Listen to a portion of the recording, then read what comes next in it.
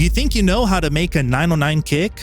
Yes, 909 kicks have been the core of dance music since the 80s, but people still underestimate how hard it is to nail that iconic sound. I have struggled with it for years until I realized what nobody understands. And once I figured it out, everything changed.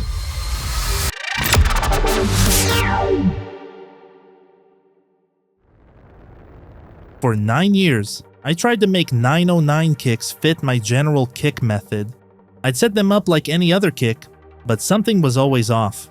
They wouldn't hit those Pro MB thresholds correctly. The 0 to 150 Hz band would be too loud if I followed my standard plus 6 dB rule. It wasn't until I cracked psytrance kicks that all the pieces fell into place. Once I understood that different kicks need different Pro MB targets, I could finally see what made 909s unique. So here's what I discovered. 909 kicks are essentially all body with barely any attack. They're basically techno kicks with everything above 1500 Hz removed. And because of this, they don't fit the standard mold.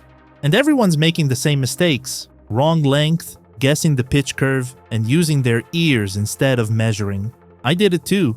But once I understood the physics of why 909s are different, I could develop the exact values. The breakthrough came when I realized 909s don't follow the same Pro MB pattern as other kicks. That 0 to 150 Hz band needs to sit at -2 dB, not plus 6 dB. Suddenly, everything made sense. So let's make a 909 kick at 126 BPM in the key of F. I'm using kick 2, but this works in any kick synthesizer. Remember, we're making something intentionally dark and boomy. First, the length. At 126 BPM, 1/8 note equals 238.1 milliseconds. Standard length, because even though it's mostly body, we need time for that boom to develop properly. So here's the exact pitch curve. Left endpoint at F6, 1396.913 Hz.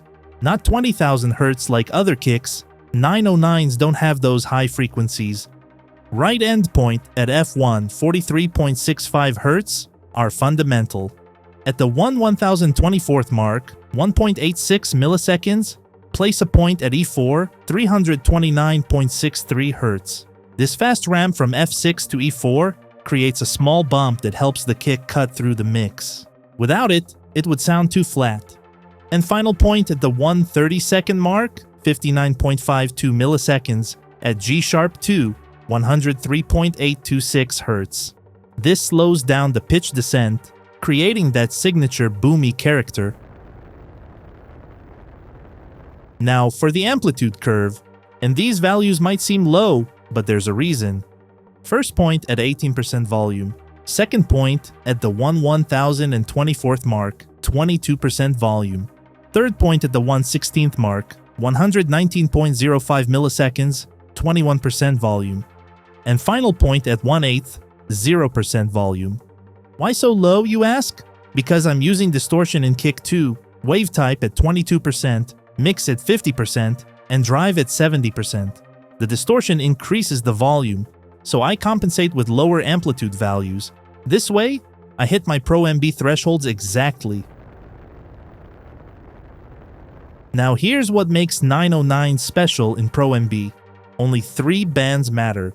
The 0 to 150 Hz band should hit -2 dB below threshold, just like psytrance kicks. This took me years to figure out, because I kept trying to force it to plus 6 dB like my general method. The 150 to 550 Hz band hits the standard plus 6 dB above threshold, and the 550 to 1800 Hz band sits at 0 dB right at the threshold. But what about the bands above 1800 Hz? Whatever's there is so quiet it doesn't matter. And here's the shocking part. I always thought kicks needed to trigger the limiter during mastering. For years I believed that was a requirement for a punchy kick, but 909s taught me that's completely wrong. They don't have enough high-frequency content to trigger the limiter, and they still knock. This discovery blew my mind. Not all kicks need to hit the limiter to sound powerful. And that's it. A proper 909 kick with that iconic, dark, boomy character. That pure body that hits exactly where it needs to in the frequency spectrum. Once I understood that 909s need different Pro MB targets, specifically that -2 dB in the sub-frequencies, everything clicked. It was the final piece of the puzzle after 9 years. But if you think the 909s are an eye-opening, wait until you hear what took me the longest to crack. There's a kick that seems so simple, but it took me years to figure out. And most producers still can't nail it. So do you want to know which kick I'm talking about? Then hit subscribe, because in the next video, I'm revealing the kick that almost broke me and the method that finally solved it.